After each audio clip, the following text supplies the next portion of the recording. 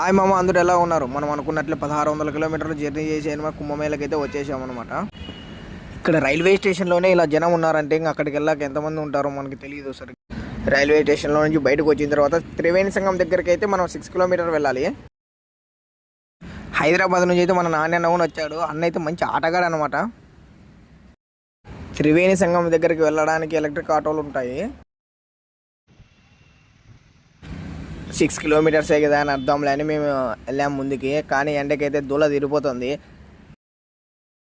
అదే అనమాట త్రివేణి సంగము, అంటే ఇది యమునా నది అనమాట. ఇంకా ముందుకు వీళ్ళందరూ దర్శనం మునిగేసి వస్తున్నారు అనమాట. ఇప్పుడు అనమాట మొత్తం వెళ్ళాల్సింది మనము. వ్యూ అయితే వేరే లెవెల్తో ఉంటుంది. ఇదే అనమాట మొత్తం త్రివేణి సంగము. 3 నదులు ఇక్కడే అనమాట కలిసేది, యమున, సరస్వతి, గంగా. అంటే వేరే లెవెల్ ఉంటుంది. జనం కూడా భారీ ఉన్నారు. ఇప్పుడైతే భారీ తగ్గేశారు ఇప్పుడు జనము.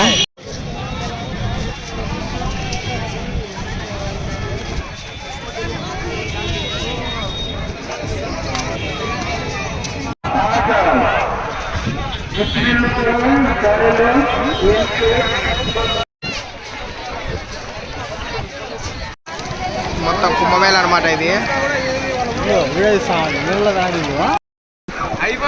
కుంభమేళ అయితే ఇప్పుడు స్నానాలు చేస్తున్నాం అనమాట. ఇప్పుడు మొత్తం అయితే వచ్చేసాం అనమాట. 3 నదులు కలిసి కింద సరస్వతి పోతా ఉంటుంది మొత్తం.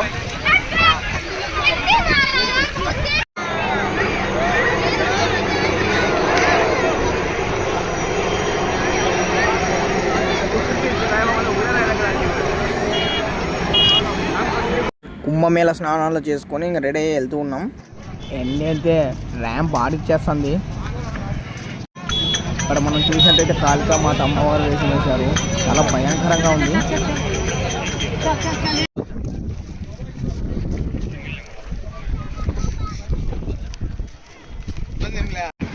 కుంభమేళ మెయిన్ సెంటర్ లోపలికి అయితే వెళ్తూ ఉన్నాము. ఇక్కడ ఫ్రీగా అయితే పంజాబీ వాళ్ళు అయితే భోజనాలు పెడుతున్నారు అనమాట.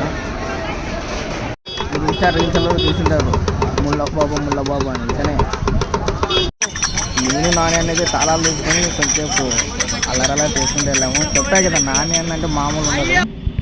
కుంభమేళలో డిజిటల్ షో కూడా జరిగింది. మరొక వీడియోతో మీ జనాభాయ్.